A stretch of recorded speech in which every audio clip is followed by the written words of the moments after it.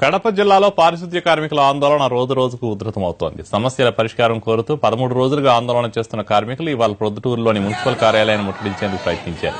దీంతో పోలీసులకు కార్మికులకు మధ్య తోపులాట జరిగి ఉద్రిక్తత చోటు చేసుకుంది. కార్మికులను అరెస్ట్ చేసి పోలీస్ స్టేషన్కు తరలించారు పోలీసులు.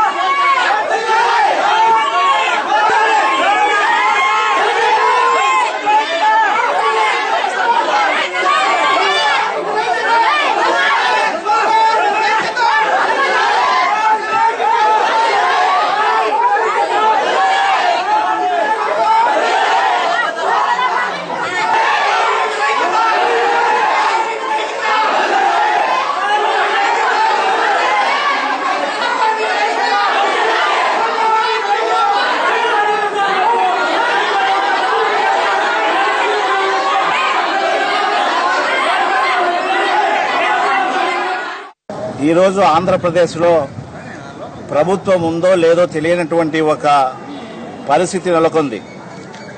రాష్ట్రమంతా 13 రోజులుగా మున్సిపల్ కార్మికులు తమ న్యాయమైన సమస్యలు పరిష్కారం చేయాలని సమ్మె చేస్తూ ఉంటే ఆ సమ్మెను పరిష్కరించాల్సింది పోయి ఇవాళ రాష్ట్రమంతా మురికి కుటుంబంగా మారిపోయినప్పటికీ, వర్షాలు పడి ప్రజలకి రోగాలు వస్తున్నప్పటికీ ప్రభుత్వముకు చీమ కుట్టినట్టనా లేకపోవడం అనేటువంటిది